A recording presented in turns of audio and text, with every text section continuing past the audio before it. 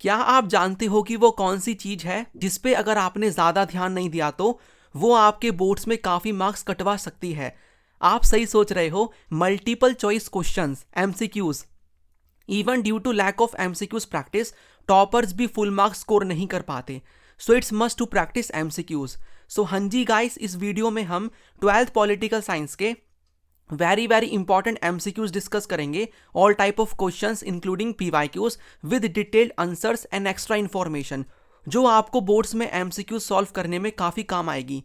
इस वीडियो के थ्रू आपको एमसीक्यूज सॉल्व करने की ट्रिक भी पता लगेगी और आपका अच्छा रिवीजन भी हो जाएगा।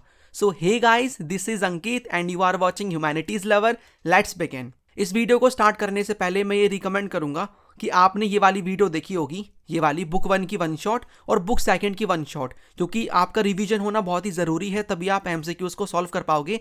डिस्क्रिप्शन बॉक्स में प्लेलिस्ट का लिंक मिलेगा, kindly watch all those videos और उसके बाद आप इस वीडियो को देखोगे तो आपका अच्छा रिवीजन हो जाएगा and you will be able to score good marks in this. ठीक है, और बाकी एक ये वाली वीडियो भी देख लेना, इसमें भी मैंने 100 एमसीक्यूज डिस्कस करे हैं। लास्ट ईयर मैंने अपलोड करी थी वीडियो, रेलेवेंट है अभी भी। इसका लिंक भी आपको नीचे डिस्क्रिप्शन बॉक्स में मिल जाएगा, तो इन एमसीक्यूज को भी सॉल्व कर लेना। मैंने कोशिश करी है कि मैं रिपीट ना करूं जो इस वीडियो में एमसीक्यूज हैं।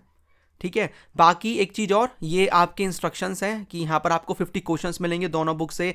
कोई भी टाइमर नहीं आएगा, आप वीडियो को पॉज करके अटैम्प्ट करना, स्कोर अपने आप को आप दे सकते हो। हर करेक्ट आंसर का 1 मार्क, कोई नेगेटिव मार्किंग नहीं है, और 50 में से सभी को अपने मार्क्स कॉमेंट में मुझे बताने हैं। दिस इज इंपॉर्टेंट, ताकि मुझे भी पता लगे। So take a deep breath and start the quiz. तो यहाँ पर जो पहला क्वेश्चन है वो आपकी स्क्रीन पे है।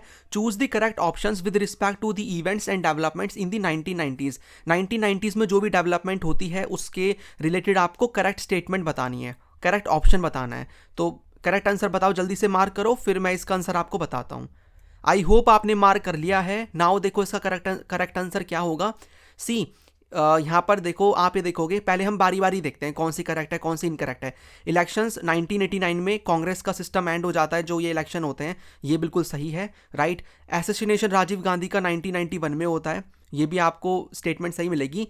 न्यू इकोनॉमिक जो रिफॉर्म्स आते हैं वो वीपी सिंह नहीं लाते, वो पीवी नरसिम्हा राव लेकर आते हैं, याद रखना, पीवी नरसिम्हा राव। और इन 1989 the UPA form the government. UPA कहाँ से आ जाएगी 1989 में? चलो मुझे बताओ कौन सी गवर्नमेंट आती है, यूपीए नहीं आती है।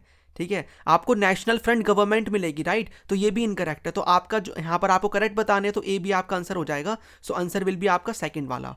नेक्स्ट आगे बात करते हैं सेकंड क्वेश्चन की। In August 1990 the National Front government decided to implement one of the recommendation of the Mandal commission which sparked agitations and violent protest in many cities of north India. The decision was challenge in the Supreme Court. मतलब ये जो मंडल commission की recommendation को लेकर जो भी recommendation होती हैं उनको फिर इंप्लीमेंट किया जाता है, तो उनको लेकर ना कोर्ट में एक केस जाता है, चैलेंज किया जाता है। तो वो कौन सा केस है वो आपको बताना है। तो आपको इंदिरा साहनी केस ये देखने को मिलेगा, second will be the correct answer. Next यहाँ पर थर्ड क्वेश्चन है, what was the immediate outcome. क्या इमीडिएट आउटकम निकलता है of the reforms introduced by the Mikhail Gorbachev. Mikhail Gorbachev reform लेकर आते हैं, तो उसका आपको इमीडिएट आउटकम बताना है। तो रैपिड डेवलपमेंट होती है यूएसएसआर की? नहीं। Independence movement across various east European countries which were part of the USSR? हाँ, ये वाला हो सकता है, एक बार हम देखेंगे। The USSR becomes the most developed part, ये भी नहीं है, क्योंकि देखो जो आपको लग रहा है ना, अपार्ट फ्रॉम दैट आपको एक बार बाकी ऑप्शंस भी पढ़ने हैं। कभी हो सकता है कि आप गलत सोच रहे हो, एक बार पढ़ के देख लेना सभी। उसके बाद है people of the USSR were elated with the much awaited reforms, ये भी आपको नहीं मिलेगा देखने को, तो आपका आंसर हो जाएगा सेकंड वाला। Independence movements across various east European countries which were part of the USSR, यानी यहां पर आपको इंडिपेंडेंस मूवमेंट्स देखने को मिलेंगे उन कंट्रीज में which were the part of USSR पहले। ठीक है, उसके बाद फिर आपको इस वाले को मैच करना है, तो जल्दी से मैच करो इसको, then we will see the answer क्या होगा। देखो मिखाइल गोर्बाचेव यहाँ पर रिफॉर्म्स लेकर आते हैं, तो इस वाले का पहले का सी हो जाएगा। यहाँ पर मैं लिख देता हूँ, शॉक थेरापी एक इकोनॉमिक मॉडल है। ठीक है, ये आपका हो जाएगा D. Russia successor of USSR, तो इसका ए हो जाएगा, इसको हम इधर मार्क कर सकते हैं। Then Boris Yeltsin president of Russia, तो यहाँ पर हो जाएगा ई। देन वॉर्सो पैक्ट कौन सा बच गया? बी, तो मतलब वॉर्सो इज मिलिट्री पैक्ट। ठीक है, तो CDAEB, यानी कि आपका जो आंसर हो जाएगा वो हो जाएगा सी। ठीक है, फाइन। आगे बढ़ते हैं, फिफ्थ क्वेश्चन की तरफ हम चलते हैं। फिफ्थ क्वेश्चन है, what was the main goal of China's open door policy. China की जो ओपन डोर पॉलिसी है उसका आपको मेन गोल बताना है। तो मेन गोल आपको क्या देखने को मिलेगा, एग्रीकल्चरल जो प्रोडक्शन है उसको बढ़ाना है, ऐसा नहीं है, ठीक है। Higher productivity by investing capital and bringing technology from abroad, okay, to isolate China, to establish complete state control over all industries, ये भी नहीं होगा, आइसोलेट करने का भी नहीं होगा, ये वाला आंसर हो जाएगा आपका सेकंड वाला। क्योंकि to generate higher productivity by investing capital and bringing technology from abroad, बाहर से टेक्नोलॉजी लेकर आनी है और यहाँ पर इन्वेस्टमेंट बढ़ानी है। उसके बाद है सिक्स्थ नंबर का क्वेश्चन। देखो हर एमसीक्यूज को I am not discussing in detail, because in topics को मैं ऑलरेडी वन शॉट वीडियोस में अच्छे से कवर करवा चुका हूँ। जाकर के उन वीडियोस को देख लो, फिर आप इसको देखोगे तो आप समझ पाओगे हर चीज़ को। बिकॉज कोई स्टूडेंट ऐसा आ रहा है जिसने ज़्यादा कुछ पढ़ा नहीं है और वो सडनली इस वीडियो पे आ रहा है तो वो कुछ भी समझ नहीं पाएगा, इवन आपके हो सकता है ज़्यादा सही भी ना हो। तुक्का मारने का फ़ायदा नहीं है, पहले पढ़ लो, क्विकली रिवाइज कर लो, उसके बाद आना इस वीडियो पे, तभी आपको समझ में आएगा, ठीक है। तो सिक्स्थ नंबर का क्वेश्चन है, इन 1989 the Indian peace keeping force pulled out of Sri Lanka without attaining it's objective because. 1989 में इंडियन पीस कीपिंग फोर्स को यहाँ पर श्रीलंका से पुल आउट कर लिया जाता है without attaining it's objectives because यहाँ पर आपको इसका बताना है रीज़न। तो इसका जो रीज़न होगा वो आप देखो, यहाँ पर India sign an accord with Sri Lanka, the Indian army got into a fight, देखो ये हो जाएगा एक, तो हमारी मतलब फाइट हो जाती है। The Indian government wanted to stabilise relation between the Sri Lankan government and Tamils, Indian troops were not liked by the Sri Lankan, ये भी हो जाएगा। और Sri Lankan Tamils so this as an interference, यानी हम क्यों अपनी इंडियन पीस कीपिंग फोर्स को श्रीलंका से बाहर निकाल लेते हैं, क्योंकि देखो हमारी फाइट हो जाती है विद एलटीटी इंडियन आर्मी की, उसके बाद इनका अच्छा भी नहीं लग रहा था इंडियन ट्रूप्स का होना श्रीलंका में, और इनको इंटरफेरेंस लग रही थी कि हम इंटरफेयर कर रहे हैं इनके उसमें इंटरनल अफेयर्स में। तो आपके जो ऑप्शन हो जाएंगे वो बी हो जाएगा। रीज़न आपको बताने थे ना, रीज़न बी, डी और ई, तो B D E, B D यानी आपका 4 वाला, राइट। उसके बाद 7th नंबर का है, मैच करना है आपको, तो जल्दी से मैच करो। भूटान जो आपको मिलेगा देखने को, भूटान में आपको कॉन्स्टिट्यूशनल मोनार्की मिलेगी, आज भी है, तो इसका 3 हो जाएगा। देन श्रीलंका में इतनी कॉन्फ्लिक्ट होता है, तो श्रीलंका में इतनी कॉन्फ्लिक्ट यानी कि 4 वाला। पाकिस्तान में मिलिट्री रूल से डेमोक्रेसी आती है, यानी कि इसमें 3 वाला सेकंड वाला हो जाएगा। और नेपाल यहाँ पर मोनार्की टू डेमोक्रेसी, तो 1, ठीक है, इसको मैच कर लो। तो 3 4 2 1, 3 4 2 1, यानी ये वाला आंसर हो जाएगा आपका third option. Then which statement is not true about UN, UN से रिलेटेड कौन सी स्टेटमेंट यहाँ पर नॉट ट्रू का मतलब है इनकरेक्ट है, ठीक है, इनकरेक्ट है, तो इनकरेक्ट आपको बतानी है। तो इनकरेक्ट बताओ आप। यहाँ पर देखो स्टॉप करना कॉन्फ्लिक्ट्स, ये तो है ही, कॉपरेट करना ये भी है, the UN was formed to check the limit of hostility if war broke out, ये भी सही है। ये वाली फिर होगी D, the UN was formed as a third bloc, the welfare bloc after the capitalist and the socialist bloc, नहीं ऐसा नहीं था, यूएन इसलिए थोड़ी बनता है, ओके। उसके बाद 9th, identify the correct statement about the WTO, WTO से रिलेटेड आपको स्टेटमेंट बतानी है। देन तो डब्ल्यूटीओ 1994 में बनता है, ठीक है, बिल्कुल गलत है, 1995 में ये बनता है, ओके। उसके बाद सारे डिसीजन 5 डोमिनेंट कंट्रीज लेती हैं, ये भी गलत है। ये formulate rules for national and international trade, ये आपको देखने को मिलेगा वर्ल्ड ट्रेड ऑर्गेनाइजेशन। तो देखो नेशनल ट्रेड के लिए नहीं बनते रूल्स, इंटरनेशनल ट्रेड के लिए ज़रूर बनते होंगे, तो ये भी फिर आपका गलत हो जाएगा। ये आपका सही हो जाएगा, हमें करेक्ट ही बताना था। It succeeded the general agreement on trade and tariffs, तो गैट, ठीक है, ये यानी कि पहले GATT बनता है, उसके बाद फिर इसको कन्वर्ट करके इसको चेंज करके WTO बनता है 1995 में। देन 10th नंबर का क्वेश्चन है, जो प्रोपोनेंट्स होते हैं of narrow concept of human security focus on a few factors, which of the following arguments is not correct, यानी कि जो नैरो कंसेप्ट्स के ऊपर फोकस करते हैं ऑफ ह्यूमन सिक्योरिटी, वो कुछ फैक्टर्स पे फोकस करते हैं, इनमें से वो कौन सा फैक्टर यहाँ पर नहीं है, ये आपको बताना है। तो it was put forward bye, ये कोफी अन्नान ने दिया था, ये तो सही है। It includes the protection of communities and individual from internal violence, ये भी सही है। Focus on threats like hunger, disease and natural disaster, ये नहीं है, क्योंकि देखो ये जो है ना, ये ब्रॉड कंसेप्ट में आता है कि आप हंगर, डिजीज, नेचुरल डिजास्टर्स, इन सब पे भी फोकस करो। तो ये आपको जो मिलेगा, ये मिलेगा किस वाले में, ब्रॉड वाले में, broad concept of human security. तो आपका आंसर हो जाएगा थर्ड। देन फोर्थ वाले में क्या है, all agree that its primary goal is the protection of individuals, सही है ये। देन नेक्स्ट क्वेश्चन है 11th नंबर का, विच of the following terms explain this statement, a process of exchanging information on defence matters between Nations on a regular basis, यानी आप information को क्या करो, एक्सचेंज करो। तो ये कौन सी चीज़ है, तो ये आपको डिसआर्मामेंट मिलेगा, ये आपको अलायंस मिलेगा, arms control, confidence building measure मिलेगा। तो कॉन्फिडेंस बिल्डिंग मेजर्स हैं, बिकॉज हमने ह्यूमन सिक्योरिटी के कुछ कंपोनेंट्स के बारे में करी थी बात, राइट, आपको याद होगा। तो कंपोनेंट में हमने कुछ फैक्टर्स देखे थे, तो उनमें से एक है confidence building measures. Okay, then 12th number का है, arrange the following in the chronological order of their establishment. तो क्रोनोलॉजी में आपको लगाना है, तो जल्दी से आप लगा सकते हो। जैसे कि देखो, जिसको डेट्स पता है और डेट्स को लेकर ऑलरेडी आपको एक वीडियो मिल जाएगी, please watch that video. Earth summit जो है ना, अर्थ समिट रियो डी जेनेरियो में 1992 में होती है। उसके बाद ये क्लब ऑफ रोम की जो रिपोर्ट आती है, ये आपको पब्लिश करते हैं, ये एक बुक पब्लिश करते हैं, तो 1972 में। और ये आपको जो ब्रंटलैंड रिपोर्ट मिलेगी, आर कॉमन फ्यूचर इसका टाइटल होता है, 1987। तो इट मीन्स जो आपकी क्रोनोलॉजी बनेगी वो ऑलरेडी है 1 2 3 करके, तो 1 2 3 यानी डी 1 2 3। देन 13th नंबर का क्वेश्चन है, consider the following statements about resource geopolitics. तो आपको रॉन्ग बतानी है। तो रिसोर्स जियोपॉलिटिक्स यहाँ पर is all about who gets what, when, where and how, सही है ये तो, ठीक है। Resources have provided some of the key means and motives of global European power expansion, इसकी वजह से यूरोपियन कंट्रीज ने बहुत एक्सपेंशन किया है। They have also been the focus of international rivalry, ये भी सही है, यानी कि आपका आंसर हो जाएगा D, none of the above, यानी कोई भी गलत नहीं है, सारी की सारी जो स्टेटमेंट्स हैं वो सही हैं। देन नेक्स्ट है 14th नंबर का, globalization leads to cultural homogenization because, यानी होमो का मतलब होता है, हमने देखा था सेम कल्चर, ठीक है, सेम कल्चर। तो जहां पर आपको सेम कल्चर मिल रहा है वो है कल्चर, यहाँ पर कल्चरल होमोजेनाइजेशन। तो कौन सा मतलब आपको बताना है कि सेम कैसे होगा। तो देखो, राइज ऑफ यूनिफॉर्म कल्चर, ये तो हो जाएगा A. External influence enlarge our choices, ये तो हेट्रो का है, यानी हमारी चॉइस बढ़ रही है। इम्पोजिशन ऑफ वेस्टर्न कल्चर, ये भी सही है, क्योंकि जब बाहर का कल्चर यहाँ पर इम्पोज किया जा रहा है तो वो होमोजेनाइजेशन को ही जन्म देगा, तो सी हो जाएगा, यानी सी आपका ऑप्शन कंसीडर आप कर सकते हो, सी भी।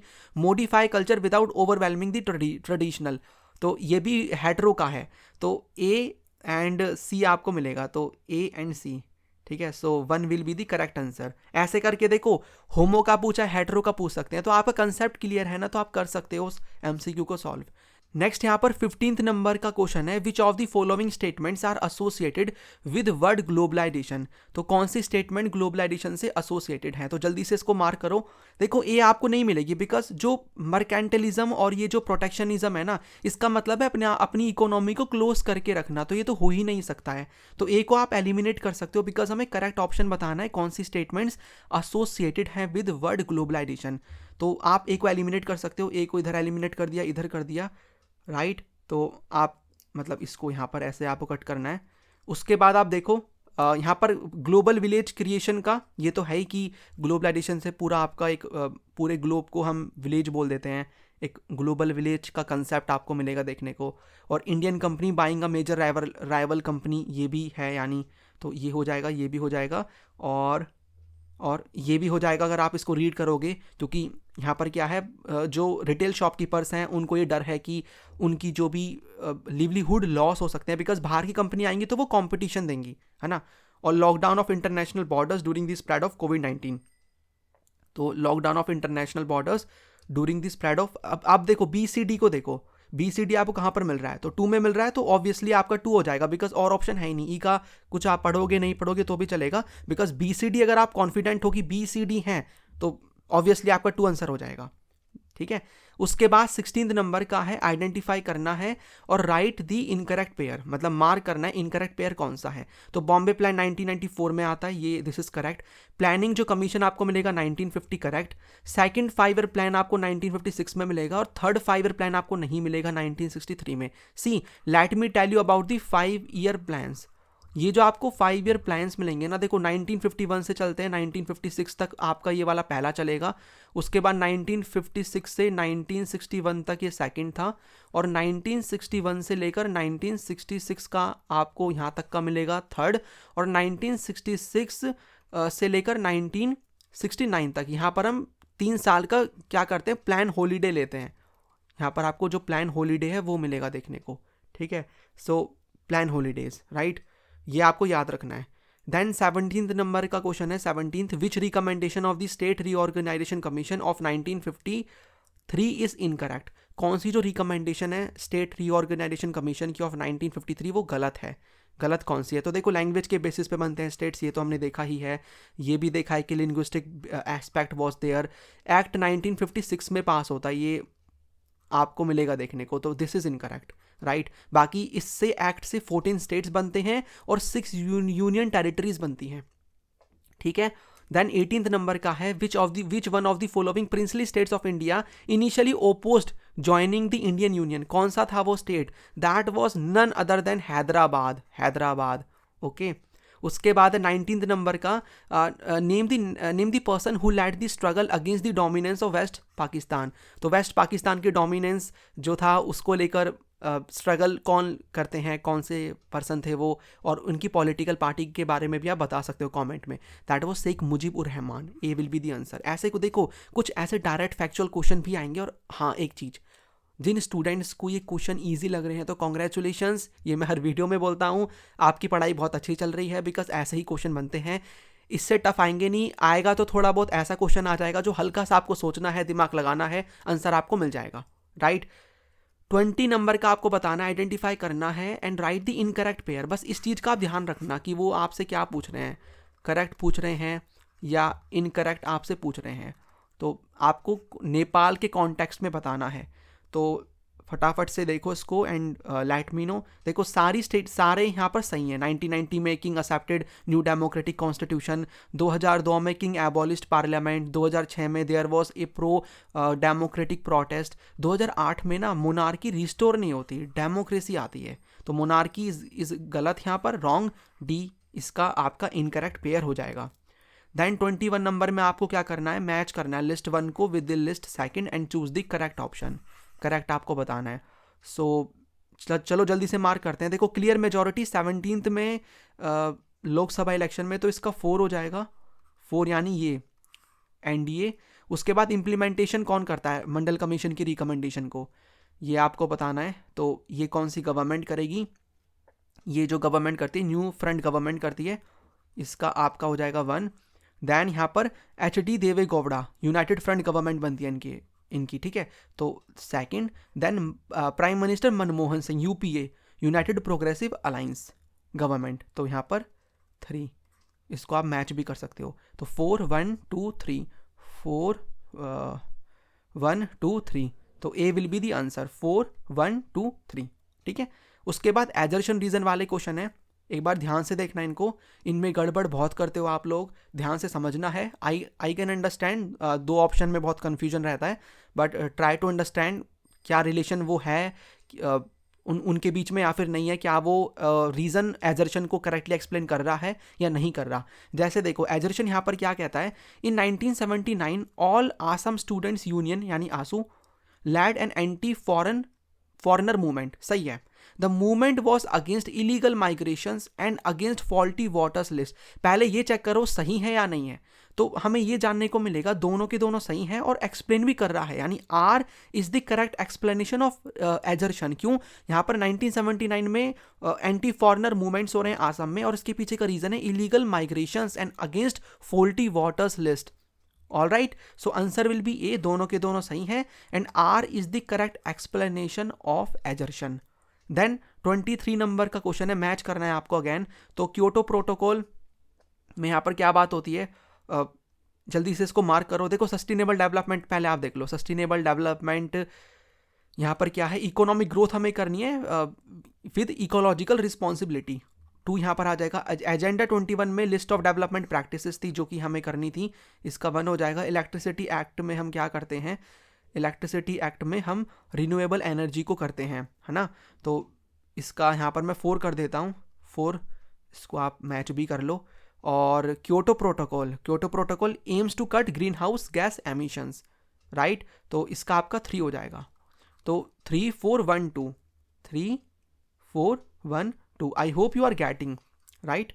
उसके बाद 24th नंबर का है, in which state of India, Khasi hills तो आपको एज द नेम सजेस्ट आपको मिल जाएंगी, ठीक है। खासी हिल्स आपको कहाँ पर, मेघालय में, राइट। देन है 25 नंबर का, फर्स्ट जो नाम समिट होती है वो कहाँ पर होती है? तो फर्स्ट नाम समिट आपको मिलेगी बेलग्रेड में। Belgrade earlier was the part of Yugoslavia, but उसका फिर डिसइंटीग्रेशन हो जाता है। 26 नंबर का है एजर्शन, यहाँ पर गिवन है oil continues to be the most important resource in global strategy. Reason है the immense wealth associated with oil generates political struggles. तो इसको देखो आप लोग, इसका क्या आंसर होगा कि जो ऑयल है वो एक इंपॉर्टेंट रिसोर्स है ग्लोबल स्ट्रैटेजी में, और जो इमेंस वेल्थ एसोसिएटेड है ना ऑयल से, वो जनरेट करती है पॉलिटिकल स्ट्रगल। तो इसका आंसर आपको जो मिल जाएगा वो ए मिल जाएगा, बिकॉज देखो ऑयल जो है वो एक इंपॉर्टेंट रिसोर्स है ग्लोबल स्ट्रैटेजी में। अब आगे हमें यही बताया जा रहा है कि जो वेल्थ उससे एसोसिएटेड है ना, यानी कि इंपॉर्टेंट रिसोर्स है बिकॉज वो बहुत यहाँ पर क्या है, उसमें बहुत पैसा है और उस पैसे की वजह से पॉलिटिकल स्ट्रगल होता है। तो दोनों सही है और R is the correct explanation of A, right. उसके बाद है 27 नंबर का, in which year was the election commission of India set up? ये होता है जनवरी 1950 में। आप मुझे प्लानिंग कमीशन का बताओगे, प्लानिंग कमीशन कब सेटअप होता है? प्लानिंग कमीशन, और इसके पहले आपको चेयरमैन कौन मिलेंगे, उनका नाम बताना है। 28 नंबर का है, which political party came to power in Jammu and Kashmir in 1952? कौन सी पॉलिटिकल पार्टी आती है? तो यहाँ पर आपको शेख अब्दुल्ला की पॉलिटिकल पार्टी मिलेगी, और वो कौन सी मिलेगी? National conference. 29 नंबर का है, in which of the following countries did Dalai Lama obtain political asylum? Political asylum कौन सी कंट्री में? इंडिया में लेते हैं। That strain the relation between India and China, उससे रिलेशन खराब हो जाते हैं। तो सी आपको मिलेगा आंसर।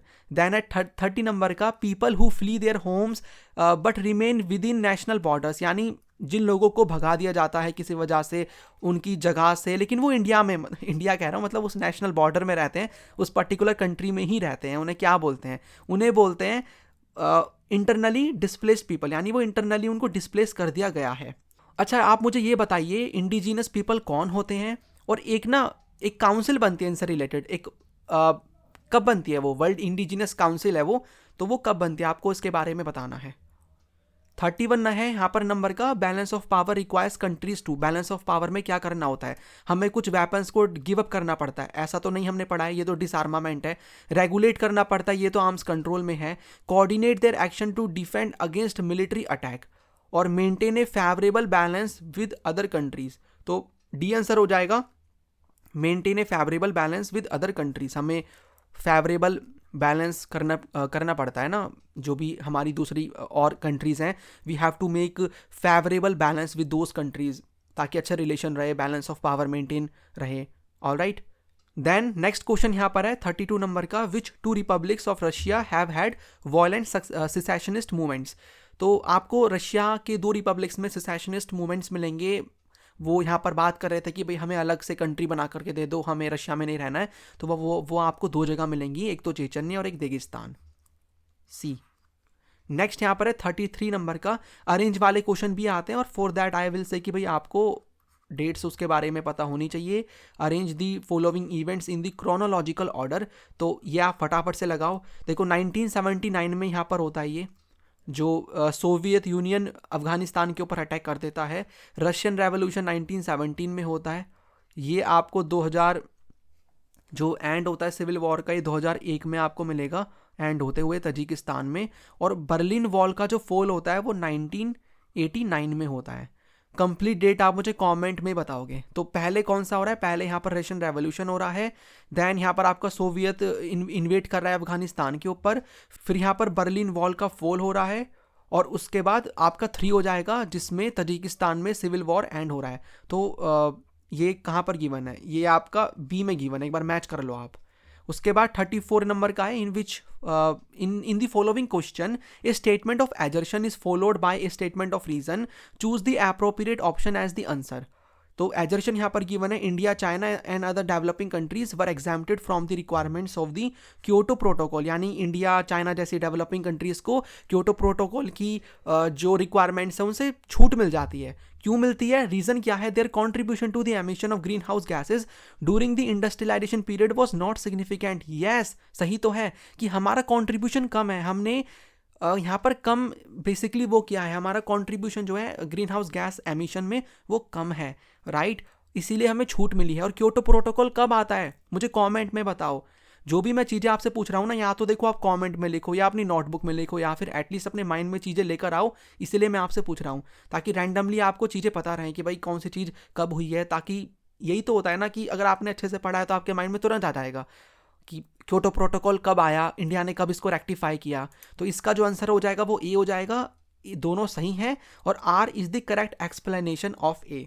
देन 35th नंबर का है identify the false statement from the following related to Lal Bahadur Shastri. तो देखो कौन सी गलत है वो आपको बताना है। नीचे से देखते हैं, फेमस स्लोगन इन्होंने दिया है जय जवान जय किसान, और इन्होंने एक बार रिजाइन भी कर दिया था कि भाई रेलवे एक्सीडेंट हो गया था उसको लेकर। शास्त्री's prime ministership came to an abrupt end on January 10, 1966। Yes, वो ताशकंद गए हुए थे ताशकंद अग्रीमेंट साइन करने के लिए, और ये काफ़ी कंट्रोवर्शियल भी है कि यहाँ पर इसको लेकर बहुत डिबेट्स वगैरह भी होती हैं, इन्वेस्टिगेशन भी हुई है कि क्या उनकी डेथ हुई थी या फिर उन्हें मारा गया था। Anyways that is not the topic which we will discuss here, okay. और फिर आपकी फॉल्स स्टेटमेंट कौन सी हो जाएगी, ए हो जाएगी, he worked as the general secretary of the Congress party till 1966। नहीं, 1964 में तो वो पीएम बन जाते हैं इंडिया के, 1966 तक रहते हैं वो, ओके। उसके बाद 36 नंबर का है, और इसके लिए मैं बोलूँगा एक मैंने ट्रिक बनाई है कि आपको सारे प्राइम मिनिस्टर्स को लर्न करना है क्रोनोलॉजी में। तो for that I have made one trick, उसको एक बार रिवाइज कर लेना, याद कर लेना, सारे आपके वो माइंड में आ जाएंगे। चलो पहले ट्रिक ही देख लेते हैं सॉल्व करने से पहले। पहले आप सॉल्व करो, then I will tell you the answer, और फिर हम ट्रिक देखेंगे, ठीक है। तो फटाफट से करो इसको। देखो इसको लेकर जो ट्रिक है ना वो ये है, देखो वीर चिंटू के पापा आज हैप्पी आइसक्रीम। देखो लाए का नहीं बन रहा था, मार्केट से लाए ना तो हम आए कर देते हैं, आए मार्केट से, है ना। अब इसमें देखो वीर मतलब क्या है, वीपी सिंह, चिंटू का सी का मतलब यहाँ पर क्या है, एक minute, let me use red colour.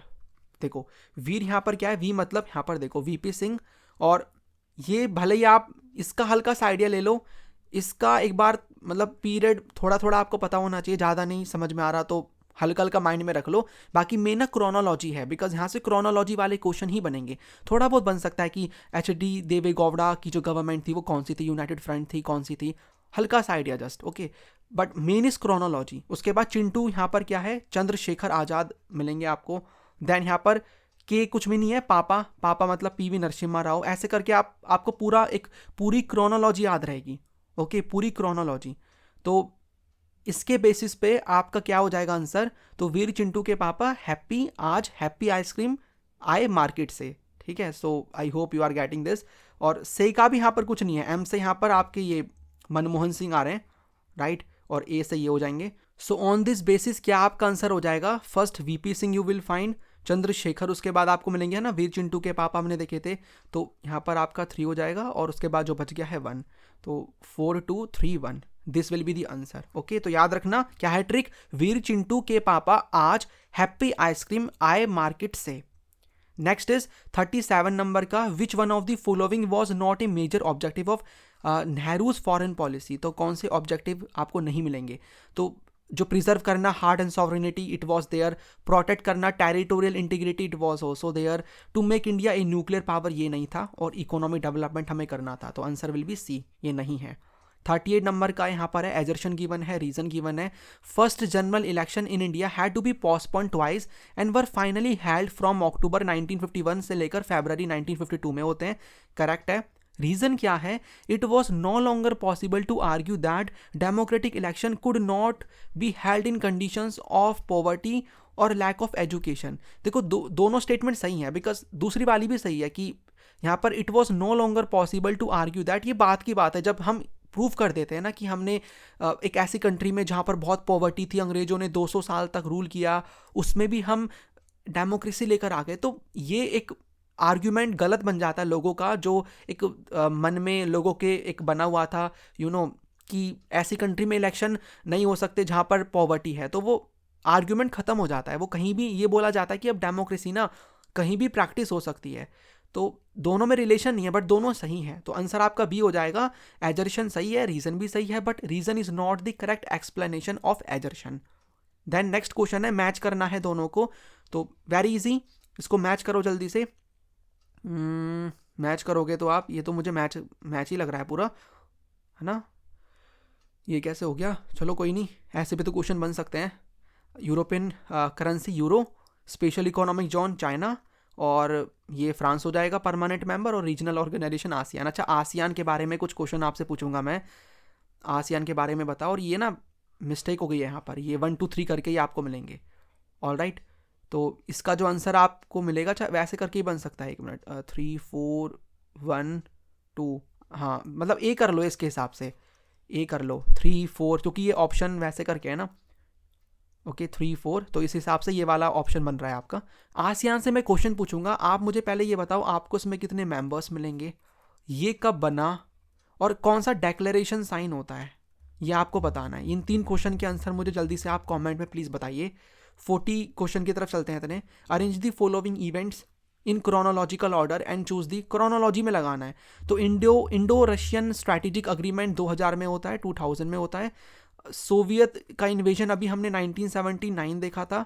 Disintegration 1991 में होता है इसका, यूएसएसआर का। और सोशलिस्ट रेवोल्यूशन वही बात है, ये तो अभी हमने देखा है 1917, बस इसमें इन्होंने ये वाला जोड़ दिया।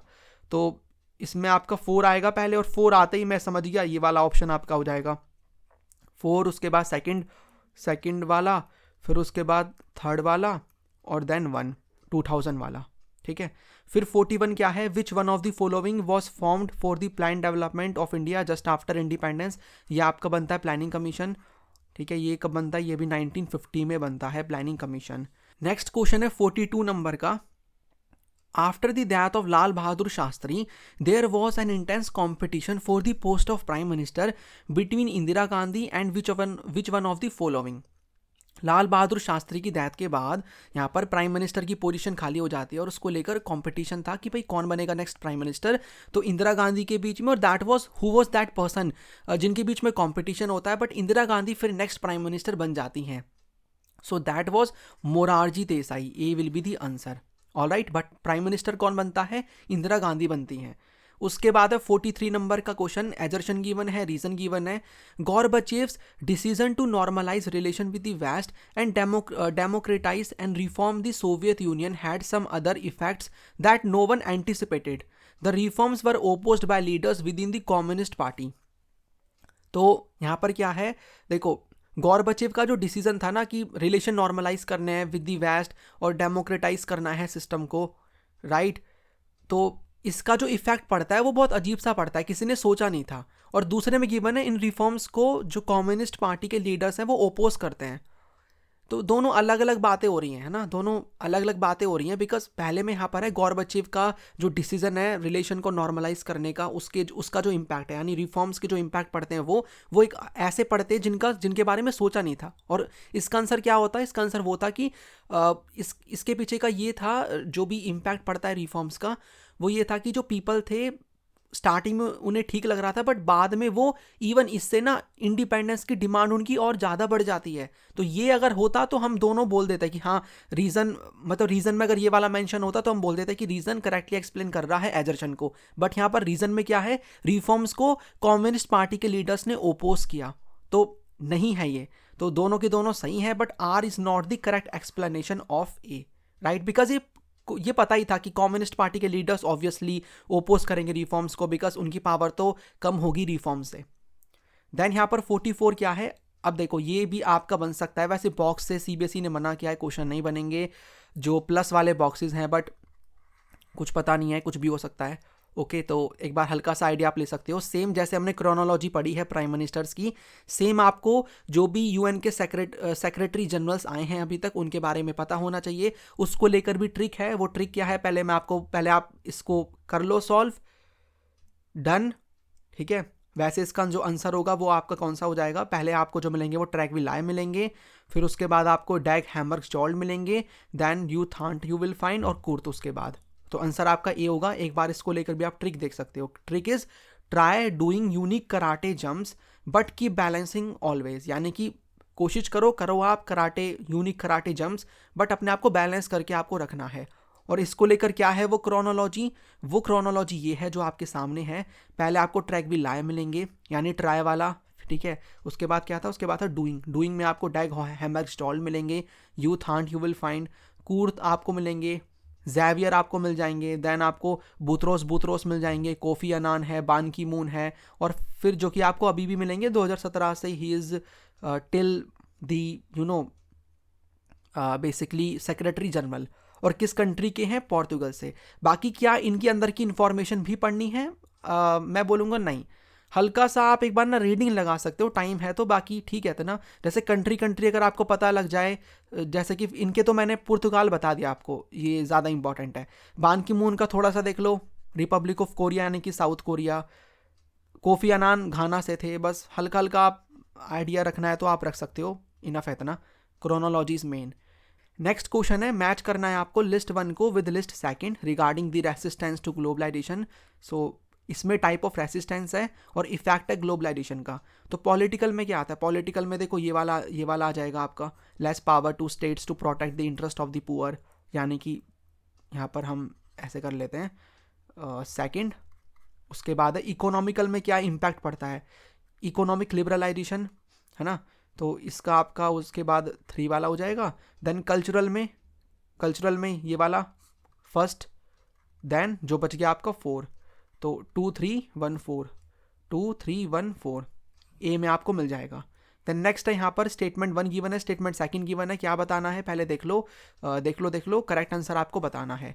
तो कर्पूरी ठाकुर इंट्रोड्यूस करते हैं policy of reservation for OBCs for the first time, yes correct, from Bihar, है ना, इन बिहार। तो बिहार में ये पहले पॉलिसी ओबीसीज को लेकर आती है रिजर्वेशन की।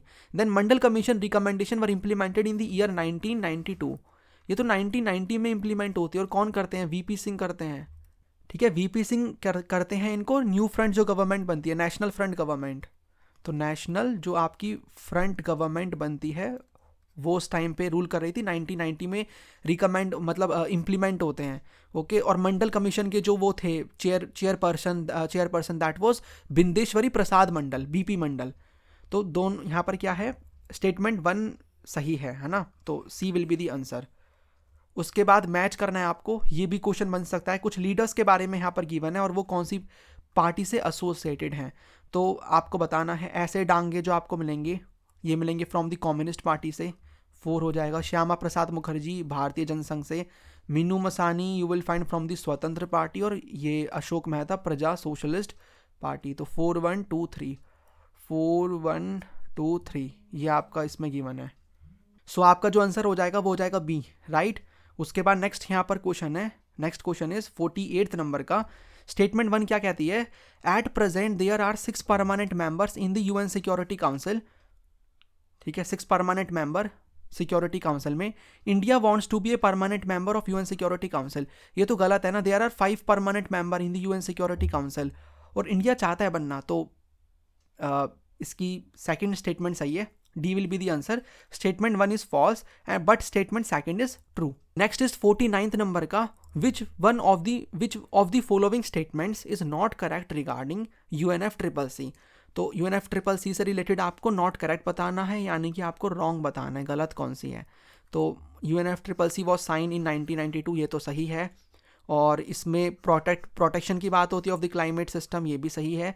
It should be on the basis of equity and in accordance with their common but differentiated responsibilities and respective capabilities, ये भी सही है। मतलब ये सिस्टम वॉज देयर कि कॉमन बट डिफरेंशिएटेड रिस्पॉन्सिबिलिटीज़, और ये इक्विटी के प्रिंसिपल पे भी बेसिस, मतलब उस पे था ये, उस बेसिस पे, राइट। किस बेसिस पे, on the basis of equity and in accordance with their common but differentiated responsibilities.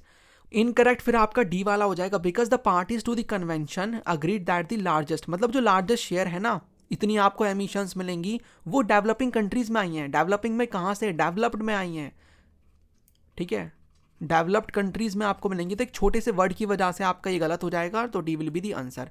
Last question है, पाकिस्तान के जो भी रूलर्स आए हैं, whether it is military rulers और डेमोक्रेटिक प्राइम मिनिस्टर्स, आपको क्रोनोलॉजी में लगाना है। इसको लेकर भी आई हैव वन ट्रिक, पहले आप इसको करो सॉल्व, फिर मैं आपको ट्रिक बताऊंगा। तो आई hope you have done correct, आपने मार्क करा होगा।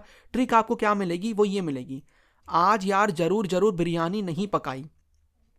आज से अयूब खान, यार से याहा खान, जरूर से जुल्फिकर अली भुट्टो, जरूर जरूर दूसरा जरूर है उससे है जियाउल हक, बिरयानी से बेनज़ीर भुट्टो, नहीं से नवाज शरीफ और पकाई से परवेज मुशर्रफ।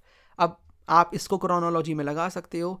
अब देखो इसके बेसिस पे आपके कौन से सही होंगे। जियाउल हक, क्योंकि हमने पहले पहले तो जुल्फिकर अली भुट्टो हैं फिर जियाउल हक हैं, तो पहले ये वाले जुल्फिकर अली भुट्टो यानी कि 4, मतलब पहले ज़रूर जो हमारी ट्रिक के अकॉर्डिंग ये जो ज़रूर हैं ये, तो इसमें आपको जुल्फिकर अली भुट्टो मिलेंगे। फिर उसके बाद जियाउल हक, तो जियाउल हक यानी कि फर्स्ट जियाउल हक। उसके बाद आपको मिलेंगी यहाँ पर बेनज़ीर भुट्टो, दैन ये थर्ड वाले जनरल परवेज मुशर्रफ। तो 4 1 2 3, 4 1 2 3, तो A will be the correct answer 4 1 2 3।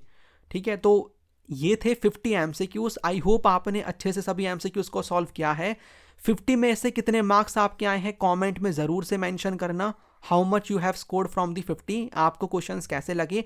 बाकी पार्ट 2 की वीडियो भी आएगी जिसमें सेम वे में हम और भी ऐसे ही 50 एमसीक्यूज डिस्कस करेंगे, उसको भी देख लेना। बाकी एक वीडियो जो मैंने आपको स्टार्टिंग में दिखाई थी 100 एमसीक्यूज वाली, वो भी काफ़ी काम की है। उसमें जो भी 100 एमसीक्यूज हैं उनको भी सॉल्व कर लेना, जल्दी से स्पीड में करके देख लो, फटाफट से अपने मार्क कर लो कौन से सही हैं, और जो आपके गलत हैं उन पर आप काम करना। ठीक है, तो चीज़ें हो जाएंगी। बाकी अगर आपको बैच नोट्स बाय करने हैं, बाकी और भी इंपॉर्टेंट क्वेश्चन आंसर की डायरेक्टली पीडीएफ आप चाहते हो कि आपको एक ही जगह पे सारी काम की पीडीएफ्स मिल जाएं, तो आप ये वाला कोर्स कर सकते हो बाय, बहुत ही कम प्राइस में है, काफ़ी बच्चे कर चुके हैं। आपको इसका लिंक नीचे डिस्क्रिप्शन बॉक्स में मिल जाएगा, आप वहाँ से भी बाय कर सकते हो, या फिर ह्यूमैनिटीज़ लवर ऐप को प्ले स्टोर से इंस्टॉल करने के बाद आप ये वाला कोर्स ओपन करोगे, you will find this course. Payment करने के बाद कोर्स लाइब्रेरी से आपको ये जो कोर्स है इसका एक्सेस मिल जाएगा, पीडीएफ डाउनलोड करने का ऑप्शन भी मिल जाएगा। प्राइस इसका है 199, काफ़ी बच्चे कर चुके हैं बाय, आप भी इसका बेनिफिट ले सकते हो। छोटे से अमाउंट को इन्वेस्ट करके आपको सारी पीडीएफ्स काम की एक ही जगह पे मिल जाएंगी। इसको बाय करके जो भी पीडीएफ से पढ़ लो, it will be more than enough. My videos plus में ये वाला कोर्स इनफ है, हो जाएगी इससे आपकी अच्छी प्रिपरेशन। ओके, बाकी ऐसी काम की वीडियोस आती रहेंगी, प्लेलिस्ट को आप ज़रूर से देख लेना, जो भी उसमें वीडियोस हैं, अपकमिंग वीडियोस भी उसी में आएंगी। और ये वीडियो अच्छी लगी हो तो लाइक कर देना, कमेंट में फीडबैक ज़रूर देना। चलिए फिर मिलते हैं नेक्स्ट वीडियो में। Thanks for watching this video.